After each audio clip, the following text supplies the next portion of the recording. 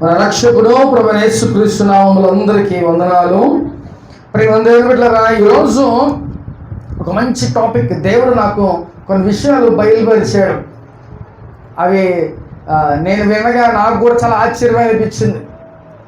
ఆ విషయాలు మీ గురించి నేను 2 రోజులు ప్రిపేర్ అవ్వాల్సి వచ్చింది. దేవుడు చేసిన ఒక మాటకి, తెలియజేసిన మాటకి నేను చాలా ప్రిపేర్ అవ్వాల్సి వచ్చింది. మీ అందరికి చక్కగా మంచిగా దేవుని విషయాలు తెలియచేద్దామని.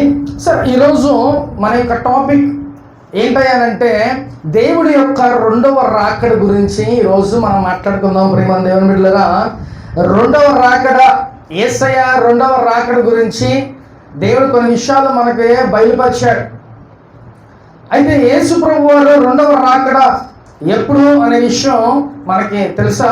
అసలు దేవుడి రాకడ, 2వ రాకడ ఎలా ఉంటుంది? ఎప్పుడు వస్తాడు దేవుడు?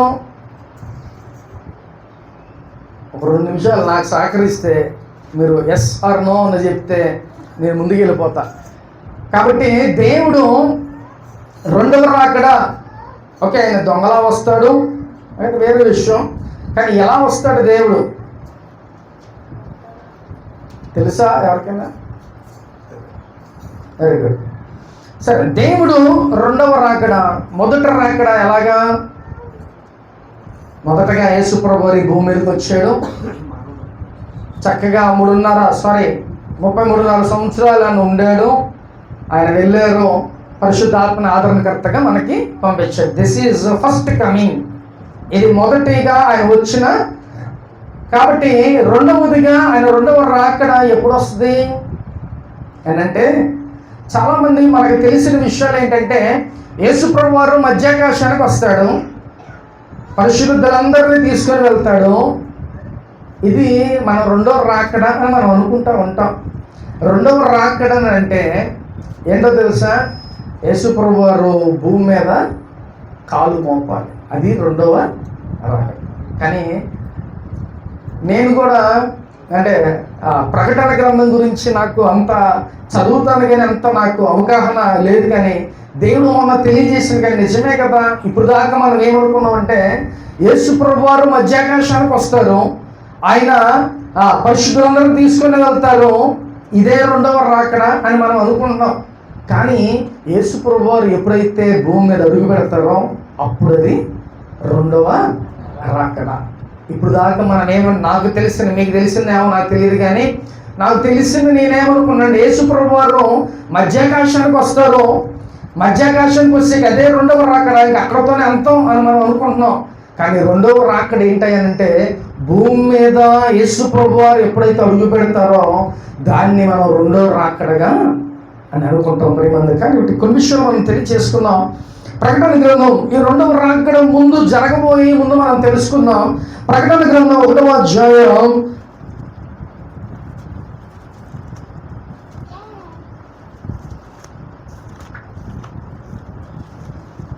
7వ వచనం ఒకసారి చదువుకుందాం. ఇదిగో ఆయన మేఘారుడై వచ్చుచున్నాడు, ప్రతి నేత్రము ఆయనను చూచును, ఆయనను పొడిచిన వారును చూచెదరు, భూజనులందరూ ఆయన చూచి రొమ్ము కొట్టుకుందరు. హల్లెలూయా.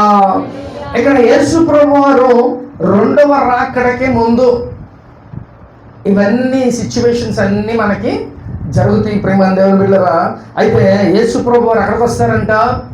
మధ్యాకాశానికి వస్తారు. ఎవరెవరు చూస్తారంట? ప్రతి నేత్రం ఆయన్ని చూస్తుందంట. అంటే మనమే కాదు, ఈ భూమి మీద ఉన్న సకల జనులు ఎక్కడెక్కడ ఉన్నారో ప్రతి ఒక్కరు కూడా యేసయ్యనే చూస్తారంట, కన్నులారా ఆయన్ని చూస్తారంట. ప్రేమ దేవుని బిడ్డలారా, కాబట్టి యేసు ప్రభువు వారు మధ్యాకాశానికి వస్తారు. ఇది 2వ రాకడ. యేసు ప్రభువు వారి భూమి మీదకి రాకముందు జరిగే సిచ్యువేషన్స్ ఇవన్నీ. అయితే యేసు ప్రభువు వారు మధ్యాకాశానికి ఎందుకు వస్తున్నారు అని అంటే, ఆయన ఏర్పరుచుకున్న వాళ్ళందరినీ దేవుడు పిక్ చేసుకొని దేవదూతలను 4 దిశలు పంపిస్తాడు. ఈ భూమి మీద 4 దిశలు పంపించి ఆ 4 దిశల్లో ఎవరైతే ఆయన ఏర్పరచుకున్నారో, ఎవరైతే పరిశుద్ధులు ఉన్నారో వాళ్ళందరినీ దేవుడు తీసుకొని వెళ్తారు. పిల్లరా, ఇది దేవుని రాకడికి ముందు జరిగే సిచ్యువేషన్. కాబట్టి ఏంటంట, యేసయ్య మధ్యాకాశానికి రాబోయే ఈ పరిస్థితులపై ఫస్ట్ ఆఫ్ ఆల్ ఏంటంటే చూద్దాం ఒకసారి. మత్తయి సువార్త 24వ అధ్యాయం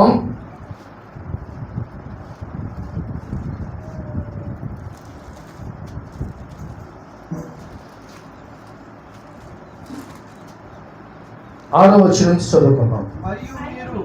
మరియు మీరు యుద్ధ సమాచారములను గురించి వినబోదురు.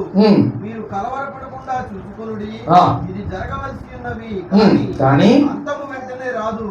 జనము మీదికి జనమును, రాజ్యము మీదికి రాజ్యమును లేచును. అక్కడక్కడ కరువులను భూకంపములను కలుగును. ఇవన్నీ వేదనలకు ప్రారంభము. చాలు. హల్లెలూయా. ఏమైందంట, యేసు ప్రభువారు రాకముందు, అంటే ఈయన మధ్యాకాశానికి రాకముందే జరిగిన సిచ్యువేషన్స్ ఏంటాయంటే, యుద్ధాలు జరుగుతాయి అంట, అక్కడక్కడ అల్లర్లు అంట, అలాగే జనం మీదకి జనం వస్తారు. ఇవి ఆల్రెడీ ఇప్పుడు జరుగుతున్నాయి. అర్థమవుతుందా? ఇప్పుడు ఆల్రెడీ ఇవన్నీ యుద్ధాలు జరుగుతున్నాయి. ఎవరెవరు జరుగుతున్నాయి అంట? ఇజ్రాయిల్కి, ఇరాన్కి, అలాగే అమెరికాకి. అసలు ఇవి ముఖ్యమైన దేశాలు. మన ప్రపంచంలో ఈ 3 దేశాలు చాలా ఇంపార్టెంట్ కంట్రీస్. ఇవి ఇప్పుడు ఈ 3 కూడా కొట్టుకుని అంటే థర్డ్ వరల్డ్ వార్ వచ్చిద్దేమో అని భయపడుతున్నారు. ఇప్పటికి ఇంకా ఆగల. సో ఇప్పుడు దేవుడు తెలియజేసినట్టుగా ఎప్పుడు మత్తయి సువార్తలో ఎప్పుడైతే దేవుడు చెప్పాడు, ఇప్పుడు కొన్ని వందల సంవత్సరాలు అయిపోయింది, ఇప్పుడు ఈ మాటలు జరుగుతున్నాయి. ప్రేమ దేవుడు, ఇవి జరుగుతున్నాయి అని అంటే యేసయ్య మధ్యాకాశానికి వస్తాడా రాడా? వస్తాడు. కాబట్టి మనం ఎలా ఉండాలో తెలుసా ప్రేమ దేవుని పిల్లరా? ఇప్పుడున్న భక్తి సరిపోదు. అర్థమవుతుందా? ఇప్పుడున్న భక్తి సరిపోదు. దేవుని కోసం ఇంకా నువ్వు ఎక్కువ భక్తి చేయాలి. ఎన్ని శ్రమలు రాని, ఇబ్బందులు, ఇరుకులు రాని, ఏదైనా సరే దేవుని మీద నువ్వు ఆధారపడాలి. నీ యొక్క పవిత్రత, నీ హోలీనెస్ నువ్వు వదులుకోకూడదు ప్రేమ దేవుని బిడ్డ. ఎందుకంటే దేవుడు ఏం చెప్తాడు? అంతం వరకు సహించుకునేవాడు ధన్యుడు. ఎందుకని ధన్యుడు అవుతాడంట? ఎవరైతే సహించుకుని ఉంటారో వాడు ధన్యుడు. ఎందుకన్నాడంటే పరలోక రాజ్యంలోకి ప్రవేశిస్తారు. తట్టుకో, సహించు, భరించు. ఏమైనా సరే నువ్వు తట్టుకొని నిలబడగలిగితే ఎప్పటి వరకు అంట? అంతం వరకు. యేసు ప్రభువారు మధ్యాకాశానికి వచ్చేలాగా మీరు ఏం చేయాలంట? మీరు సిద్ధపాటు కలిగి ఉండాలి ప్రియమైన దేవుని బిడ్డలారా. అలా లేకపోతే చాలా ఇబ్బందులు ఎదుర్కోవాల్సి వస్తుంది ప్రియమైన దేవుని బిడ్డలారా. ఫస్ట్ ఆఫ్ ఆల్ ఏం సూచన అంట? దేవుడు మధ్యాకాశానికి రాకముందే మనకేం జరుగుతున్నాయి అంటే, ఫస్ట్ ఆఫ్ ఆల్ యుద్ధాలు జరుగుతాయి, జనం మీదకి జనం, భూకంపాలు, ఇవన్నీ వస్తాయి. ఇప్పుడు ఆల్రెడీ ఇవన్నీ కూడా జరుగుతున్నాయి. కాబట్టి దీన్ని బట్టి మనం ఏం అర్థం చేసుకోవాలంటే దేవుడు త్వరలో రాబోతున్నాడు. ఈ మాట జ్ఞాపకం చేసుకోండి ప్రేమ దేవుని మీద. కాబట్టి మనం చాలా భయం కలిగి నీ భక్తిని, ఇంకా మన భక్తి చాలా చిన్నగా ఉంది, మనం ఇంక్రీజ్ చేసుకోవాలి. నీ భక్తిని నువ్వు చాలా పెంచుకోవాలి. నీ భక్తి ఎలాగ ఉండాలంటే అపోస్తలులు చెప్పినట్టుగా బ్రతుకుంటే క్రీస్తే, చావైతే లాభం. చచ్చిపోయినా పర్లా దేవుని కోసమే మనం చచ్చిపోవాలి, లేదా బ్రతికితే దేవుని కోసమే మనం బ్రతకాలి. ఈ యొక్క సిచ్యువేషన్లో మనం బ్రతకాలి. సో మొట్టమొదటిగా యుద్ధాలు, భూకంపాలు ఇవన్నీ జరిగితేనే దేవుడు తెలియచేశాడు. రెండవదిగా లూకాసు సువార్త 21వ అధ్యాయం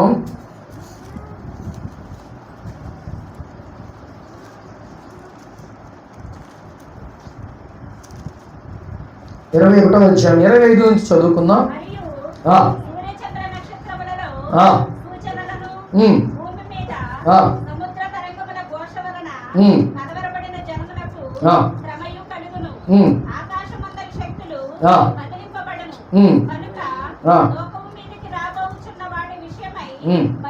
భయము కలిగి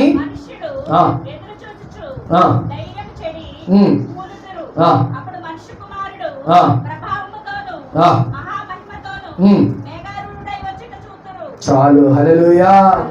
మొట్టమొదటిగా యుద్ధాలు జరుగుతాయి, జనం మీదకి జనం, ఇవన్నీ దేవుడు తెలియచేశాడు. ఇప్పుడు ఆల్రెడీ జరుగుతున్నాయి. రెండవది ఏంటంట ప్రియమైన దేవుని బిడ్డలారా, కొన్ని సూచనలు కనబడతా ఉంటాయి ఆకాశంలో. కొన్ని మనం చూస్తూ ఉంటాం. కొన్ని సూచనలు కనబడతా ఉంటాయి. ఇవన్నీ చూసి మనకేమైందంట, మనుషులకి భయం వేస్తుంది, కలవరం వస్తుంది. ప్రేమ దేవుని బిడ్డలారా, అయ్యో ఏదో జరిగిపోతుంది, అంతం వచ్చేస్తుంది అని అనుకుంటా ఉంటారు. కానీ ఒక మాట జ్ఞాపకం చేసుకోండి, మీ ధైర్యాన్ని, మీ విశ్వాసాన్ని ఎప్పుడు కూడా మీరు విడిచిపెట్టదు. ఏదైనా జరగని నీ విశ్వాసాన్ని, నీ ధైర్యాన్ని బట్టి నువ్వు విడిచిపెట్టద్దు. ఎందుకంటే నా దేవుడు ఒకసారి మాట ఇస్తే తప్పే దేవుడు కాదు. నేను రెండవసారి నేను వస్తున్నా, ఈ మాట దేవుడు చెప్పాడు, ఇక ఆయన మాట తప్పేవాడు కాదు. సెకండ్ కమింగ్ ఇస్ కంపల్సరీగా జరిగిద్ది. ప్రియమైన దేవుని బిడ్డ, ఆ దేవుడు రెండవసారి కంపల్సరీగా వస్తున్నాడు. కాబట్టి జ్ఞాపకం చేసుకోండి ప్రియమైన దేవుని బిడ్డలారా, ఈ యొక్క ఆకాశంలో కూడా ఇవన్నీ జరుగుతూ ఉంటాయి. కొన్ని మార్పులు చేర్పులు, సూర్యుడు ఎరుపెక్కిపోవటం, లేకపోతే నల్లగా అయిపోవటం, తెల్లగా, ఎన్ని సూచనలు ఆకాశంలో కొన్ని జరుగుతూ ఉంటాయి. వీటిని బట్టి మనం ఏం తెలియజేసుకోవాలంటే, అయ్యో రాకడ మనకి దగ్గర పడుతుంది. అప్పుడు దేవుడు ఎలా వస్తాడంట, చదువుదాం ఒకసారి. 7:27 వచనం. అప్పుడు మనిషి కుమారుడు ప్రభావముతోను మహామహిమతో మేఘాలుడై వచ్చుట చూదురు. హల్లెలూయా. ఇవన్నీ జరిగిన తర్వాత యేసయ్య మధ్యాకాశానికి మహామహిమతో వేవేల దూతలతో ఆయన మధ్యాకాశానికి వస్తున్నాడు. సో ఇప్పుడు రెండవ రాకడ అని అంటే దాని అర్థం ఏంటంటే ఆయన భూమి మీద అడుగు పెట్టాలి. అర్థమవుతుందా? మనం ఏమనుకుంటున్నామంటే ఆయన మధ్యాకాశానికి వస్తే రెండవ రాకడ అని మనం అనుకుంటున్నాం. అది కాదు. మొట్టమొదటిగా ఎలా వచ్చాడు ఆయన? ఈ భూమి మీద అడుగు పెట్టాడు. రెండవసారి కూడా ఆయన భూమి మీదే అడుగు పెట్టాలి. ఇప్పుడు దాకా చాలా మందికి ఈ విషయం తెలియదు. ప్రియమైన దేవుని బిడ్డలారా, యేసయ్య మధ్యాకాశానికి వస్తే రెండవ రాకడ ఇంకా అయిపోయింది అంతా అని అనుకుంటున్నాం. కానీ యేసయ్య మధ్యాకాశానికి ఎందుకు వస్తున్నాడని అంటే, పరిశుద్ధులందరినీ ఆయన ఎవరైతే ఏర్పాటు చేసుకున్నారో వాళ్ళందరినీ ఆయన తీసుకొని వెళ్ళటానికి ఆయన వస్తున్నాడు. అంతే తప్ప రెండవ రాకడ కాదు ప్రేమ. కానీ యేసయ్య మధ్యాకాశానికి రాకముందే నువ్వేమై ఉండాలంట? సిద్ధపాటు కలిగి ఉండాలి. లేకపోతే నువ్వేమవుతావు తెలుసా? విడవబడతావు. ఈ లోకంలో శ్రమల్లో ఉంటావు ప్రియమైన దేవుని బిడ్డ. కాబట్టి మొట్టమొదటిగా యేసయ్య మధ్యాకాశానికి రాకముందు ఎలాగుంటుందంట? భూకంపాలు, యుద్ధాలు ఇవన్నీ వస్తాయి. అలాగే ఆకాశంలో కొన్ని మార్పులు చేర్పులు అనేవి జరుగుతూ ఉంటాయి. ఒకసారి చూద్దాం ప్రియమైన దేవుని బిడ్డలారా.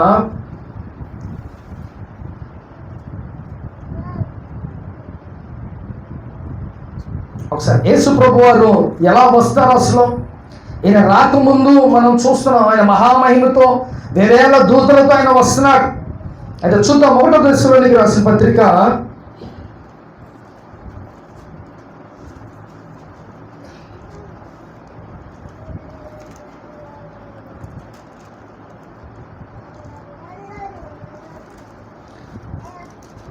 4వ అధ్యాయం 16వ వచనం చదువుకున్నాం. ప్రధాన దూత శబ్దముతోను దేవుని బూరతోను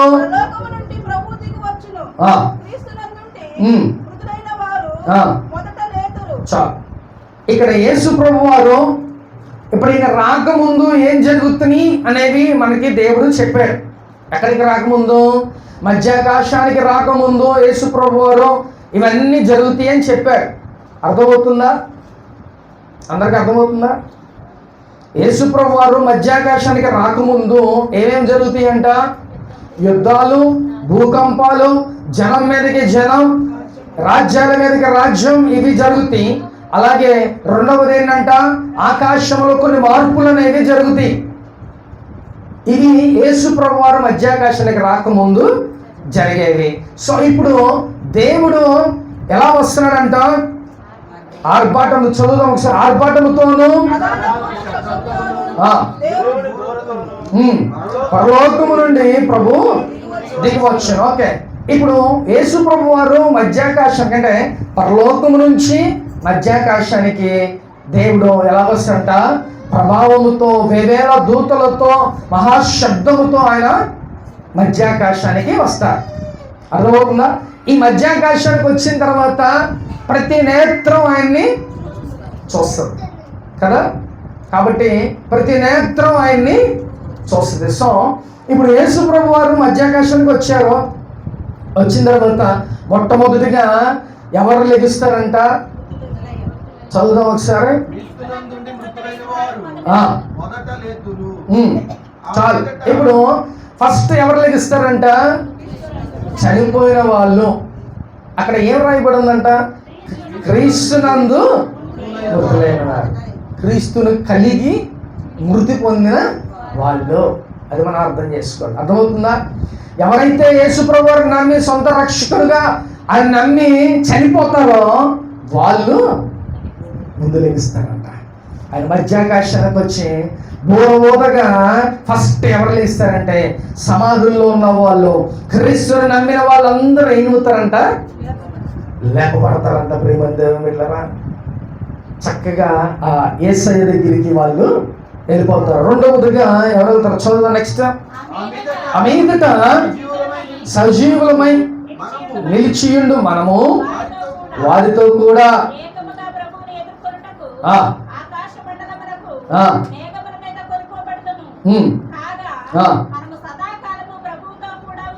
చాలు. హల్లెలూయా. ఇప్పుడు ఫస్ట్ ఆఫ్ ఆల్ ఎవరు లేస్తారంట? చనిపోయిన వారు ముందు లెగిస్తారు. ఇప్పుడు రెండవది ఎవరంట? బ్రతుకున్న మనం. ఇప్పుడు ఉన్నపాటున యేసు ప్రభు వారు వస్తారండి మధ్యాకాశానికి. ఇప్పుడు మనలో ఎవరు లేపబడతామో అది నీ మనస్సాక్షికే తెలుసు.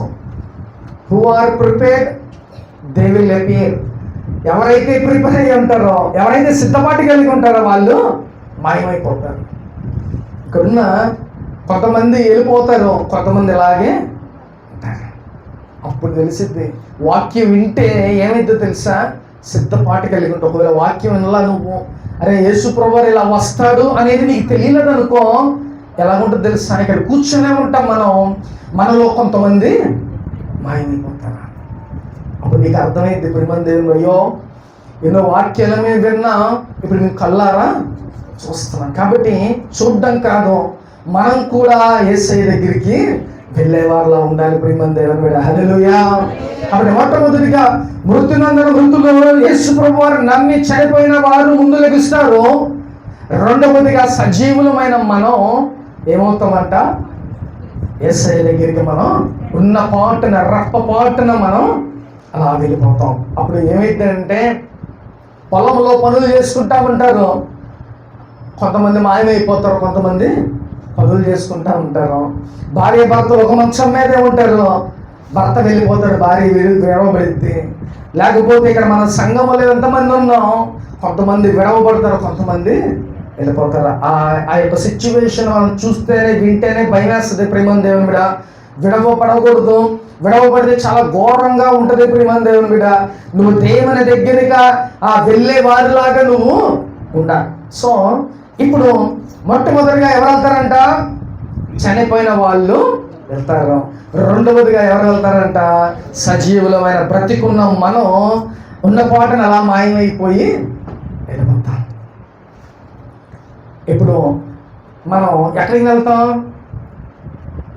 యేసయ్య దగ్గరికి. యేసయ్య ఎక్కడ ఉంటాడు? మధ్యాకాశంలో ఆయన ఉంటాడు. ఎక్కడి నుంచి? పరలోకం నుంచి మన కోసం ఆయన మధ్యాకాశానికి వస్తాడు.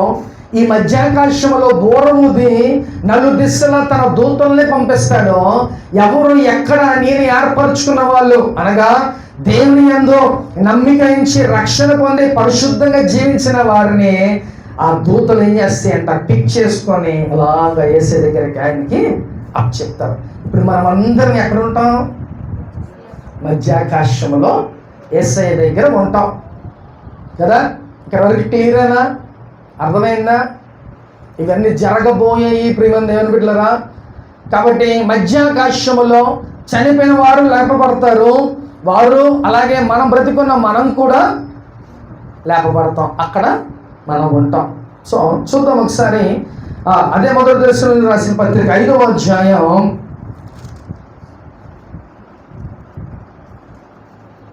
మొదటి నుంచి చదువుకుందాం. ఆ కాలమును గూర్చి రాయనక్కర్లేదు. దొంగ ఎలాగ వచ్చునో అలాగే ప్రభు దినం వచ్చునని నీకు బాగుగా తెలియను. ఆ. లోకము నెమ్మదిగా ఉన్నది, ఆ. భయమేమీ లేదని చెప్పుకొనుచుండగా చెప్పుకొనుచుండగా గర్భిణీ స్త్రీకి ఆ. ప్రసవ వేదన వచ్చినట్లు వారికి ఆకస్మికముగా ఆ. నాశనము తటస్థించును. కనుక వారెంత వారంత మాత్రమున తప్పించుకొనలేరు. హల్లెలూయా. ఇప్పుడు యేసు ప్రభు వారు ఎలాగొస్తాడు? ఆయన దొంగలాగా వస్తాడు. ఇప్పుడు మధ్యాకాశానికి వచ్చేటప్పుడు మీకు ఫోన్ చేసి నేను వస్తున్నా అని చెబుతాడా? చెప్పడు. సడన్గా వస్తాడు. ఇప్పుడు మీరు చర్చికి వచ్చేటప్పుడు మీ ఇంటికి చక్కగా మంచి తాళాలు వేసుకొని వస్తారు. ఎందుకని? ఎవరైనా దొంగలు పడతారు, మా ఇంట్లో వజ్రాలు వైడూర్యాలు అన్ని దొబ్బికి వెళ్ళిపోతారు అనేసి మీరు ఏం చేస్తారంటే మంచి తాళం వేసేసి వస్తున్నారు కదా. ఎందుకని? దొంగ ఎప్పుడు వస్తాడో మనకు తెలియదు కదా. కాబట్టి ఇప్పుడు దేవుడు కూడా ఎట్లాగే దొంగలాగా నేను వస్తాను అన్నాడు. ఈ పోలిక ఎందుకు చెప్తున్నాడంటే దొంగ ఎప్పుడు వస్తాడో మనకు తెలియదు. సో యేసు ప్రభు వారు కూడా ఆయన ఎప్పుడు వస్తాడో తెలియదు, ఒక సూచన ఆయన చెప్తున్నాడు. అందుకనే పైన వచ్చిన మంచిగా రాసే సహోదరులరా, ఆ కాలమును గూర్చియో ఆ సమయమును గూర్చియో మీకు రాయనక్కర్లేదు. ఇది చెప్పనవసరంలా. ఒకటే సూచన ఏంటంట? రాజ్యాల మీద రాజ్యాలు, లేకపోతే జనం మీదకి జనం, లేకపోతే ఆకాశములు కొన్ని మార్పులు, ఇవన్నీ దేవుని యొక్క రాకడికి గుర్తులు. ఆయన మధ్యాకాశానికి వస్తున్నాడనే గుర్తులు. ప్రియమైన దేవుని బిడ్డలారా, కాబట్టి ఇవన్నీ మనం జ్ఞాపకం చేసుకొని ఇప్పుడు యుద్ధాలు జరుగుతున్నాయి. ఇప్పుడు నువ్వేమనుకోవాలి? యేసయ్య మధ్యాకాశానికి వస్తున్నాడు అని నువ్వు గ్రహించుకోవాలి. నీలో ఉన్న సమస్తాన్ని నువ్వు వదిలేయాలి. నువ్వు జాగ్రత్తగా నువ్వు ఉంటేనే ఎత్తపడతావు. అర్థమవుతుందా? కాబట్టి ఇప్పుడు మనం దేవుడు ఎలా వస్తాడు? దొంగలాగా వస్తాడు. మహాప్రభావముతో, ప్రధాన దూతలతో, ఆయన సమూహముతో ఆయన మధ్యాకాశానికి వస్తాడు. కాబట్టి దేవుడు ఇప్పుడు తన దూతల్ని పంపించి మనందరినీ దేవుడు ఏరుకొని మరి తీసుకొని వెళ్తాడు. చూద్దాం ఒకసారి. మత్తయి సువార్త 24వ అధ్యాయం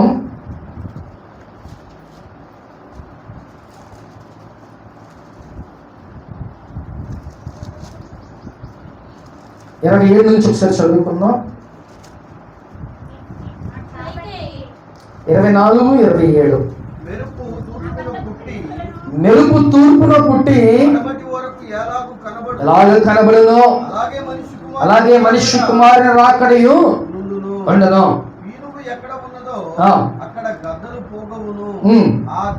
ఆ దినములు శ్రమ ముగిసిన వెంటనే చీకటి సూర్యుని కమ్మును, చంద్రుడు కాంతినీయుడు, ఆకాశమందలి శక్తులు కదిలింపబడును. అప్పుడు మనిషి కుమారుని సూచన ఆకాశమందు కనబడును. అప్పుడు మనిషి కుమారుడు ప్రభావముతోను మహామహిమతోను ఆకాశ మేఘాలుగా వచ్చుట చూచి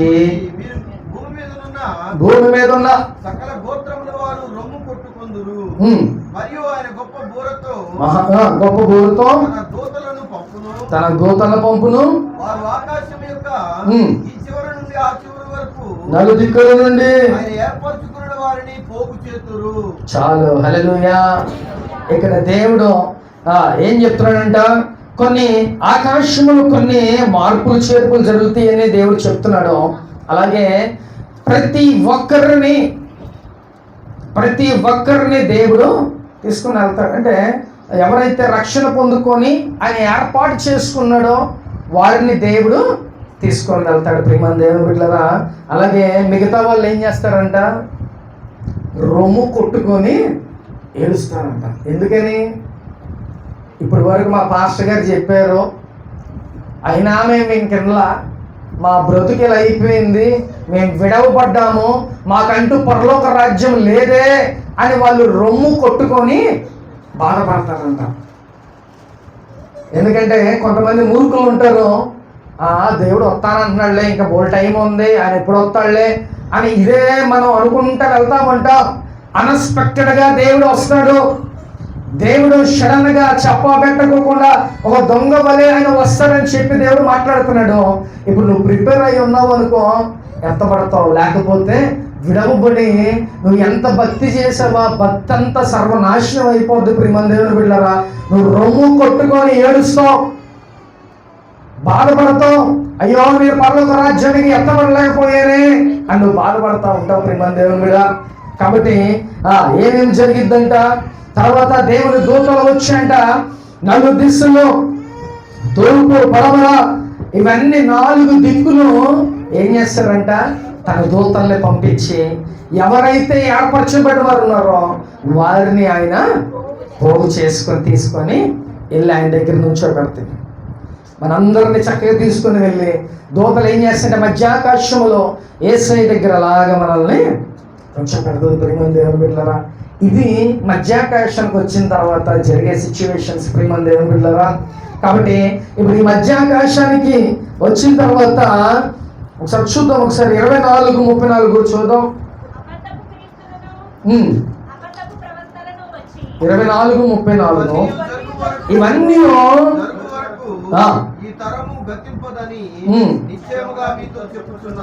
చాలు. ప్రేమ దేవుని బిడ్డలారా, ఇక్కడ ఏమనంట, ఇవన్నీ జరుగు వరకు ఈ తరము గతింపదని నిశ్చయముగా మీతో చెప్పచ్చు. ఈ తరం అని అంటే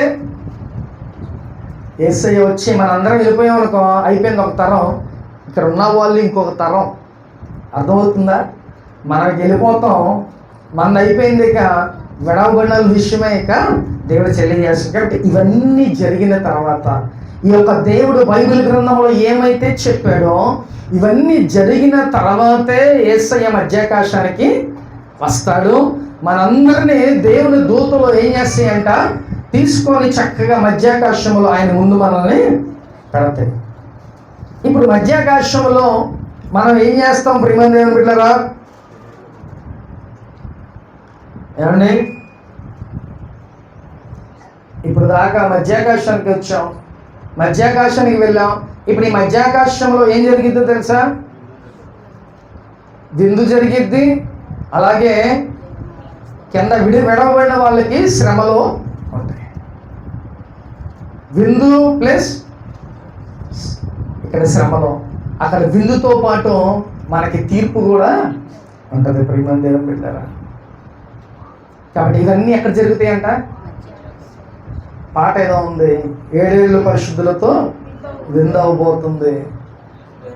ఈ యొక్క మాట 7 ఏళ్ళ పాటు, 7 సంవత్సరాల పాటు మధ్యాకాశములో ఏం జరిగిందంటే విందు జరుగుతూ ఉంటుంది, అలాగే తీర్పు కూడా జరిగింది. కింద ఉన్న వాళ్ళకి ఏంటంట? శ్రమలు. అంటే దేవుడు ఇంకొక ఛాన్స్ ఇస్తాడు, వాళ్ళకి గ్రేస్ అప్పుడు ఇస్తాడు దేవుడు. అది ఎలాగంటే దేవుడు ఇంకా మారతారు ఎవరైనా అని. కానీ యేసుప్రభు వారు వచ్చి వెళ్ళిపోయిన తర్వాత ఏం జరిగిందో తెలుసా? సాతాను ఈ భూమి మీద ఎగుబడి చేస్తుంది. ఎవరు ఇక ముద్ర ఇచ్చుకుంటారో వాళ్ళకే బియ్యం, వాళ్ళకే తిండి తిప్పలు, ఇంకా మిగతా వాళ్ళకి ఏమీ ఉండవు. నీకు భోజనం దొరకకపోతే కంపల్సరీగా నువ్వు ముద్ర ఇచ్చుకుంటావు, అవునా కాదా? ఈ ముద్ర ఇచ్చుకుంటే నీకు పరలోక రాజ్యంలో స్థానం లేదు. ప్రియమైన దేవుని బిడ్డలారా, కాబట్టి ఇప్పుడు ఉపవాసాలు ఎందుకు ఉంటామో తెలుసా? రేపు ఈ శ్రమలు తట్టుకోవాలి కాబట్టి ఆ ముద్ర వేయించుకోండి. ఉపవాసాలతో మనం అలా ఉన్నా పరలోక రాజ్యానికి ప్రిపేర్ చేసుకోవటానికే ఉపవాసాలు ఉంటాం. ప్రియమైన దేవుని బిడ్డలారా, హల్లెలూయా. కాబట్టి ఇప్పుడు మధ్యాకాశానికి వచ్చారు యేసుప్రభు వారు, మనందరం ఎత్తపడుతున్నాము. తర్వాత ఏం జరుగుతుందంట? అక్కడ మహావిందు, అలాగే ఏం జరుగుతుంది? తీర్పు జరుగుతున్నాయి. ఇప్పుడు యేసుప్రభు వారు రెండవ రాకడ అసలు ఎలా జరిగిద్ది అనేది చూద్దాం ఒకసారి. రెవల్యూషన్, ప్రకటన గ్రంథం 20వ అధ్యాయం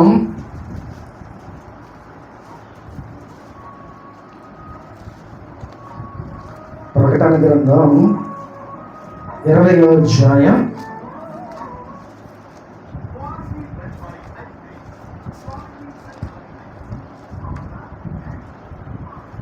1 నుంచి చదువుకున్నాం.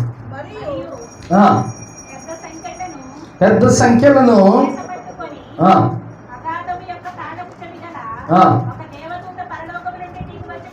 చూచితిని,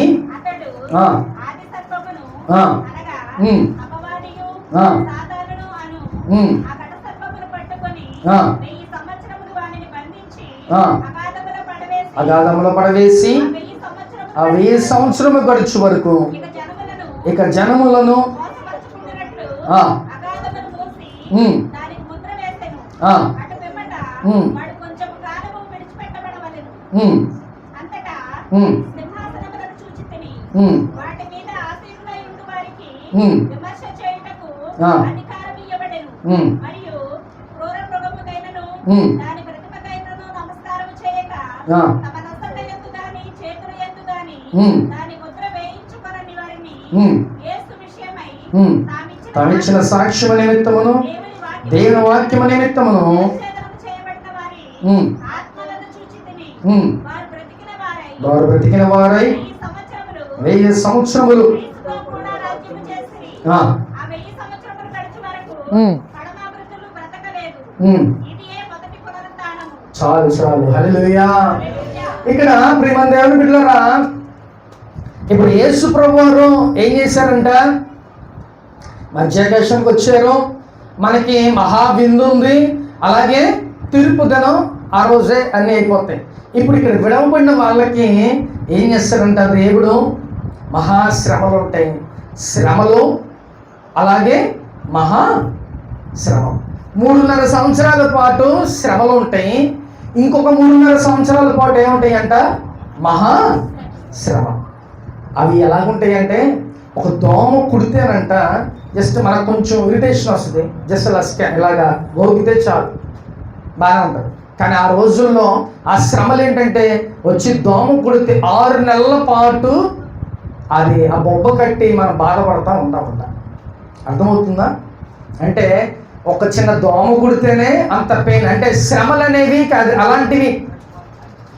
కాబట్టి ప్రియమైన దేవుని బిడ్డలారా, ఈ శ్రమలకి మనం లోను కాకూడదు. చచ్చిపోదామని చెప్పి పై నుంచి దూకుతారంట సముద్రంలోకి, అవి నీళ్ళు ఏం చేస్తాయంట తెలుసా, తీసుకెళ్ళి మళ్ళీ అక్కడే కూర్చోబెడతాయి అంట. అర్థమవుతుందా? అంటే చావు వెతుక్కున్న ఆ రోజులు ఇక దొరకవు. అయితే నువ్వు దేవుడి కోసం అన్న నువ్వు అట్లా ఉండాలి, ముద్ర వేయించుకోకుండా, లేదా నువ్వు అలాగే ఉండాలి. అంతేకా నువ్వు చచ్చిపోవటానికి అది అవధిక ఛాన్స్ ఇక. కాబట్టి ఇవన్నీ ఈ భూమి మీద జరిగితే రేపు హానోకు అలాగే ఏలియా ఈ భూమి మీదకి వచ్చి మళ్ళీ స్వార్థ చేస్తారు. ఇవన్నీ జరుగుతాయి. తర్వాత ఆ యొక్క శ్రమంలో ఎవరైతే మళ్ళీ దేవుని తెలుసుకుంటారో వాళ్ళు మళ్ళీ దేవుని దగ్గరికి ఎత్తబడతారు. అయితే ఇవన్నీ జరిగిన తర్వాత ఇప్పుడు దేవుని యొక్క రెండవ రాకడ. ఈ రెండవ రాకడ ఎలాగంటే, యేసయ్య ఈ భూమి మీద అడుగుపెట్టే అంత్యక్రీస్తు సాతాన్ని ఏం చేస్తుందంట, బంధించేస్తుంది. ఎన్ని సంవత్సరాలు అంట, 1000 సంవత్సరాలు. ఇప్పుడు సాతాను గారు ఉండబట్టే మనకి కుటుంబాల్లో సమాధానం లేవు, మనకి అప్పులు లేక రోగాలు లేకపోతే ఇంకా అనేకమైనవి ఉంటున్నాయి. ఇవన్నీ ఎవరు పెడుతున్నారు అనుకుంటున్నారు? సాతానండి. మన మీద అనుకుంటా ఉంటాం, ఇవన్నీ సాతాను గడే పెడుతున్నాడు. కాబట్టి రేపు 1000 సంవత్సరాలు ఇవన్నీ ఉంటాయా? ఇవన్నీ ఉండవు. ఇప్పుడు యేసు ప్రభువు భూమి మీదకి వచ్చిన తర్వాత ఆయన ఒక్కడే రాడు. ఎవరు ఉంటారు అక్కడ? మధ్యాకాశంలో ఎవరెవరు ఉంటారు? మృతులైన వారు లెగుస్తున్నారు కదా, బ్రతికున్న మనం లెగుస్తున్నాం కదా, ఆయనతో పాటు మనందరం కూడా మళ్ళీ భూమి మీదకి వస్తున్నాం. 1000 సంవత్సరాలు మళ్ళీ ఈ భూమి మీద మనం ఉండబోతున్నాం. ప్రియమైన దేవుని బిడ్డలారా, హల్లెలూయా. ఈ మాట జ్ఞాపకం చేసుకోండి. ఈ రోజు బ్రతికున్నావు, రేపు చచ్చిపోతావో లేదో నీకు తెలియదు కదా, కానీ దేవుని కోసం బ్రతుకుండు, దేవునికి చక్క నమ్మకంగా ఉండు, పరిశుద్ధంగా ఉండు. రేపు 1000 సంవత్సరాలు ఇక్కడ గ్యారంటీగా నువ్వు ఈ భూమి మీద నువ్వు ఉంటావు. అర్థమవుతుందా? ఒక రోజు లేదా 60 సంవత్సరాలు, కానీ 1000కి 60కి ఏమైనా టాలీ అవుతుందా? 1000 సంవత్సరాలు మళ్ళీ భూమి మీద మనం దేవునితో పాటు పరిపాలన చేయబోతున్నాం. ప్రియమైన దేవుని బిడ్డలారా, ఎవడెవడో బంగాళాలు కడితే ఆ బంగాళాలో మనం ఉండబోతున్నాం. అర్థమవుతుందా? అయ్యా ఇప్పుడు ఈ చిన్న కుటుంబం, చిన్న ఇంట్లో ఉంటున్నాం అని అనుకుంటున్నాం. రేపు వచ్చిన తర్వాత ఎవరి ఇష్టం, పెద్ద పెద్ద బంగాళాలు రేపు మన కోసమే. అవన్నీ మరి జ్ఞాపకం చేసుకొని ప్రియమైన దేవుని బిడ్డలారా, 1000 సంవత్సరాల పాటు ఈ భూమి మీద ఆయనతో పాటు మనం ఈ భూమి మీదకి రాబోతున్నాం. ఇది రెండవ రాకడ. అర్థమవుతుందా? మధ్యాకాశానికి వస్తే అదే రెండవ రాకడ అని మనం అనుకున్నాం, కానీ ఇప్పుడు మన దేవుని బిడ్డలారా, యేసయ్య ఎప్పుడు వన్స్ భూమి మీద స్టెప్ వేస్తాడో అదే రెండవ రాకడ. ఇప్పుడు ఆయనతో పాటు ఎవరెవరు వస్తాం? చనిపోయిన మృతులైన వారు లెగిస్తారు, సజీవులు లెగిస్తారు. ఇప్పుడు ఆయనతో పాటు మనందరం కూడా మళ్ళీ భూమి మీదకి వస్తాం. 1000 సంవత్సరాలు మళ్ళీ భూమి మీద మనం ఉండబోతున్నాం. ప్రేమ దేవుని బిడ్డలారా, ఎంత గొప్ప 1000 సంవత్సరాలు అంటే ఎంత హ్యాపీగా ఉంటుందో. ఎప్పుడు ఎల్లకాలం బ్రతికే ఉంటాం, అవునా కదా? ఇప్పుడు మనం 60 సంవత్సరాలు, కానీ 60 సంవత్సరాలు రేపు బతుకుతామో లేదో తెలీదు. కానీ రేపు ఆ 1000 సంవత్సరాలు మటుకి యేసయ్యతో మళ్ళీ ఈ లోకంలో మనం పరిపాలన చేయబోతున్నాం. ప్రేమ దేవుని బిడ్డ, హల్లెలూయా. కాబట్టి ఆ 1000 సంవత్సరాల కోసం బతుకుదాం. ప్రేమ దేవుని బిడ్డలారా, దేవునితో పాటు మళ్ళీ ఈ భూలోకంలో 1000 సంవత్సరాల పాటు మనం బ్రతకాలి, ఉండాలి. కాబట్టి అది రెండవ రాకడ. ఈ 1000 సంవత్సరాలు మనకి ఎలాంటి బాధలు, సమస్యలు, ఇబ్బందులు, ఇరుకులు ఏమీ ఉండవు. ఎందుకు? సాతాను గాని ఆల్రెడీ బంధించేస్తాడు కదా, ఆడి మూలానికి మనకేం లేదు. అర్థమవుతుందా? కాబట్టి ఈ 1000 సంవత్సరాలు ఈ భూలోకంలో యేసు ప్రభు వారితో మళ్ళీ మనం పరిపాలన చేయబోతున్నాం. ప్రేమ దేవుని బిడ్డలారా, హల్లెలూయా. కాబట్టి ఒకసారి చూద్దామా, 24 వచనం చదువుకుందాం. అంతటా సింహాసనములను చూచితిని, వాటి మీద ఆసీనులైన వారికి విమర్శ చేయుటకు అధికారం ఇవ్వబడెను. సరే, 6వ వచనం చదువుకుందాం. ఈ మొదటి పునరుద్ధానంలో పాల్గొన వారు ధన్యులను, పరిశుద్ధులనై ఉందురు. ఇది వారి మీద రెండవ మరణమునకు అధికారం లేదు. వీరు దేవునికి క్రీస్తునకును యాజకులై క్రీస్తుతో కూడా 1000 సంవత్సరములు రాజ్యము చేయుదురు. చాలు, ఆమేన్, హల్లెలూయా. ఇప్పుడు వీళ్ళకి రెండవ మరణం లేదంట. ఒకసారి క్లియర్గా చదువుదామా? అందరూ ఒకసారి పెట్టి వినండి, మైండ్ అది చదువు గట్టిగా. ఈ మొదటి పునరుద్ధానములో పాల్గొన వారు ధనిలు, పరిశుద్ధులైన ఇందురు. ఇటు వారి మీద రెండవ మరణముకు అధికారము లేదు. హల్లెలూయా. ఏమంటే ఒకసారి చచ్చిపోయాం, మళ్ళీ భూమి మీదకి 1000 సంవత్సరాలు ఇక్కడికి వస్తున్నాం. మనకేముండదంట, రెండవ మరణం అనేది మనకి లేదు. ప్రేమ దేవుని బిడ్డలారా, హల్లెలూయా. చనిపోయిన వాళ్ళు ఓకే, అది వేరే విషయం. కానీ సజీవంగా మనం లెగిస్తున్నాం, అయిపోయినట్టే మొదటి మరణం.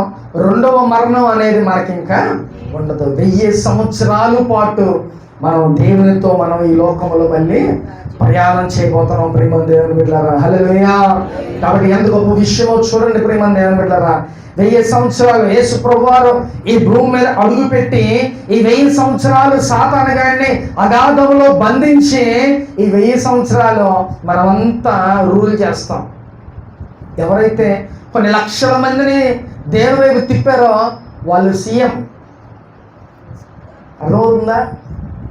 ఇప్పుడు ఒక 100 మందిని దేవుని దగ్గర తీసుకొచ్చావు, నీకు దేవుడు ఒక పోస్ట్ ఇస్తాడు మంచిగా.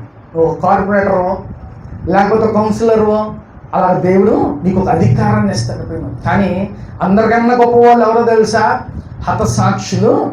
చాలా ఇంకా వాళ్ళే ఫైనల్ డెసిషన్స్. ఇక వాళ్ళు హతసాక్షులైన వారు చక్కగా దేవుని దగ్గర కూర్చొని ఉంటారు. ఆ దేవుని కోసం చచ్చిపోయారండి వాళ్ళు, హతసాక్షులు అయిపోయారు దేవుని కోసం. ఎంత గొప్ప వాళ్ళు. కాబట్టి ప్రేమ దేవుని బిడ్డలారా, ఈ యొక్క యేసయ్య రెండవ రాకడ ఎలాంటిదంట? యేసు ప్రభువు వారు భూమి మీద అడుగు పెట్టిన తర్వాతే రెండవ రాకడ. అర్థమవుతుందా? చాలామందికి తెలియదు, చాలామంది సేవకులకు కూడా తెలియదు. ప్రేమ దేవుని బిడ్డలారా, దేవుడి మధ్యాకాశానికి వస్తే అదే రెండవ రాకడ అనుకుంటున్నాం. కానీ రెండవ రాకడికి ముందు అది ప్రిపరేషన్. ఇవన్నీ జరిగిన తర్వాత యేసయ్య రెండవ రాకడ మళ్ళీ భూమి మీదకి ఆయన అడుగు పెట్టిన తర్వాతే మళ్ళీ రెండవ రాకడ. ప్రేమ దేవుని బిడ్డ, హల్లెలూయా. కాబట్టి ఈరోజు హతసాక్షులు ఎంతోమంది చక్కగా యేసయ్య సింహాసనం పక్కన ఉంటారు. రేపు మనం చూస్తాం కల్లారా. మరి నువ్వు దేవుని కోసం చచ్చిపోవసరలా, మంచి భక్తి చేయి. 1000 సంవత్సరాలు మళ్ళీ యేసయ్య ఈ భూలోకంలో మనం ఉంటాం. కాబట్టి నీ భక్తిని నువ్వు పాడు చేసుకోమాకు, నీ పరిశుద్ధులను పాడు చేసుకోమాకు. ఒక ఇప్పుడు దాకా మనం ఎలాగున్నామో ఎలా జీవించామో అది వేరే విషయం. కానీ ఇప్పుడు నుంచి దేవుని యొక్క రాకడ గురించి నువ్వు విన్నావు. యేసయ్య రాబోతున్నాడు. ఆల్రెడీ చాలా సిచ్యువేషన్స్ జరుగుతున్నాయి. ఇవన్నీ మనం చూస్తున్నాం సూచనలు. కాబట్టి యేసయ్య ఎప్పటికైనా మధ్యాకాశానికి వచ్చేయచ్చు. అర్థమవుతుందా? ఆయన మధ్యాకాశానికి రావచ్చు వెంటనే. కాబట్టి ఎత్తపడే గుంపులో మనందరం ఉండాలి. ఇది రెండవ రాకడ. ఈ రాకడ అంటే ఇంకా తర్వాత చాలా చాలా ఉన్నాయి, ఇప్పుడు చెప్పుకోవడానికి టైం లేదు. కాబట్టి ప్రేమ దేవుని బిడ్డలారా, రెండవ రాకడ యేసయ్య ఈ భూమి మీద అడుగు పెట్టినప్పుడే వెళ్ళి రెండవ రాకడ. ప్రేమ దేవుని బిడ్డ, హల్లెలూయా. కాబట్టి ఇప్పుడు నువ్వు ఏం చేయాలంటే నీ పరిశుద్ధతను కాపాడుకో, నీ భక్తిని నువ్వు ఎక్కువగా చెయ్యి. ఇప్పుడు భక్తిని ఎలా చేస్తున్నారంటే, మనకి పని ఉంటే దేవుని వదిలిపెట్టేస్తున్నాం. ఎంత చీప్గా ఉంటుందో ఒకసారి ఆలోచన చేయండి ప్రేమ దేవుని. చాలా దారుణం అది. అర్థమవుతుందా? భక్తికి అసలు దానికి ట్యాగ్ ఏమవుతుంది అసలు, అర్థమైందా? పౌలు ఏమంటున్నాడు, బ్రతుకుడు గ్రీస్తే చావైతే చచ్చిపోటానికి రెడీ అయిపోయిన వాళ్ళు ఉన్నారు, దేవుని కోసం చచ్చిపోయిన వాళ్ళు ఉన్నారు. మనమేమో పనుల కోసం బతుకుతున్నాం, తిండి కోసం బతుకుతున్నాం, డబ్బుల కోసం బతుకుతున్నాం. ఇది మనం అంటే భక్తిని సూచిస్తుంది ప్రియమైన దేవుని. అంటే క్రియలు కావాలి దేవునికి, అర్థమవుతుందా? నోటితో 100 చెప్తాం మనం, యేసయ్య వస్తే ఇప్పుడు నేను కోసేసుకుంటా నా గుండెని అంటావు, ఇన్ని ఉట్టి మాట్లాడి. దేవుని కోసం బ్రతకండి, దేవుని కోసం జీవించండి. నీ క్రియలు అనేవి చాలా చాలా ఇప్పుడు నువ్వు ఏది చెప్తున్నావో అదే చెయ్యి. నా యేసయ్య ఏది చెప్తాడో అదే చేస్తాడు. తన బిడ్డలుగా మనం కూడా అంతే. ప్రభా నీ కొరకు నేను బ్రతుకుతా అంటే నువ్వు అలాగే ఉండు, దేవుని కోసం బ్రతుకు. అర్థమవుతుందా? అంతేగాని చీపుగా దేవుని కోసం దేవుని సన్నిధిని విడిచిపెట్టేస్తాం. భక్తి, ప్రార్థన ఇవన్నీ ఏముండవు. ఇక్కడ చూస్తే ఆల్రెడీ రాజ్యాల మీద రాజ్యాలు, యుద్ధాలు జరుగుతున్నాయి. కానీ ఇంకా నీ భక్తి ఇంకా అలాగే ఉంది. దేవుడు వచ్చేస్తాడండి. భక్తిని పెంచుకోండి, ప్రార్థన చేయండి. ప్రభా ఎత్తబడే గుంపులో నేను ఉండాలయ్యా అని బ్రతిలాడుకోండి దేవుణ్ణి. రేపు పరలోక రాజ్యంలో ఒక స్థానం ఇయ్యా, మళ్ళీ 1000 ఏళ్ల పరిపాలన నేను ఇక్కడ భూమి మీదకి నీతో పాటు రావాలి ప్రభువా అని ప్రార్థన చేసుకుని అంత భక్తి చేయండి. అలా బ్రతకండి. పరలోక రాజ్యంలో లిమిటెడ్గా ఉంటారు పీపుల్, లిమిటెడ్గా ఉంటారంట, తక్కువ మంది. వాళ్ళే భక్తి పరులు. ప్రియమైన దేవుని బిడ్డలారా, మన భక్తి ఎలాగుందో ఒకసారి జ్ఞాపకం చేసుకో. ఆ ఎత్తబడే గుంపులో ఆ పరలోక రాజ్యంలో మనం కూడా ఒక స్థానం మనకి కావాలి ప్రియమైన దేవుని బిడ్డలారా. కాబట్టి భక్తి అనేది చాలా పట్టుదలగా కసిగా చేయండి. దేవుడి కోసం ఏదైనా చేసేవారిలాగా ఉండండి. అలాంటి భక్తి చేయండి. ఎందుకంటే రాకడ దినాల్లో ఉన్నాం. ఇంకా ఫస్ట్ పుట్టుకతో అంటే ఇప్పుడే బాప్తిసం తీసుకున్న వాళ్ళలాగా చేయమాకండి. అర్థమవుతుందా? ఇప్పుడేనండి బాప్తిసం తీసుకుంటున్నాం, ఇప్పుడే పుట్టాంగా, మెల్లిమెల్లిగా నడవనేయండి, అంతే కదా. ఏంటంటే పిల్లలు నడవట్లేదండి, ఇప్పుడే కదండి పుట్టింది, 30 నెలలు అవనమని అంటారు కదా. అలాగే ఇది సమయం లేదు, నడవగాటం కాదు, ఇప్పుడు పరిగెత్తాలి దేవుని కోసం. అన్నీ దేవుడు చూస్తున్నాడు, అన్నీ దేవుడు చూస్తున్నాడు. కాబట్టి జ్ఞాపకం చేసుకో, నీ భక్తిని నువ్వు పెంచుకో, ఇంక్రీజ్ చేసుకో. రాకడ సమయం చాలా దగ్గరగా ఉంది. ఇంకా మనం నిర్లక్ష్యంగా దేనికోసమో దేవుని మందిరాలు వదిలేమాకండి, దేనికోసమో దేవుని దూరం చేసుకోమాకండి. దేవునికి నువ్వు జాగ్రత్తగా ఆయనకి ఇష్టడుగా నువ్వు జీవించు. రేపు 1000 సంవత్సరాలు ఈ భూమి మీద ఉంటాం మనం. అర్థమవుతుందా? ఆ మాట 1000 అని వింటేనే నాకు ఏదోలాగా ఉంది. అర్థమవుతుందా? మళ్ళీ ఈ భూమి మీదకి వస్తామన్నా కూడా ఏదోలాగా ఉంది ప్రేమ దేవుని వెళ్ళాలి. కానీ దేవుని కోసం బ్రతుకుదాం. ఈ రెండవ రాకడ ఇప్పుడు అందరు మీరు విన్నారు. మనం అవసరమైతే ఎవరికైనా చెప్పాలి ఇలాంటి విషయం. అర్థమవుతుందా? కొన్ని తెలియదు చాలామందికి. చాలామంది సేవకులు చెప్తేనే వాళ్ళు ఆశ్చర్యపోతున్నారు, అంతే కదా. యేసయ్య ఫస్ట్ ఎట్లాగా ఈ భూమి మీద అడుగు పెడితేనే ఫస్ట్ రాకడ, రెండవ రాకడ మళ్ళీ ఆయన ఈ భూమి మీద అడుగు పెట్టినప్పుడే. మధ్యాకాశానికి ఎప్పుడు అవన్నీ శ్రమలో ఆయన అందరిని తీసుకుని అక్కడ మధ్యాకాశం తీర్పు కోసమే దేవుడు తీసుకెళ్తారు. కాబట్టి ఇవన్నీ జరిగిన తర్వాతే యేసయ్య భూమి మీదకి మళ్ళీ అడుగు పెడతారు. ప్రేమ దేవుడు, హల్లెలూయా.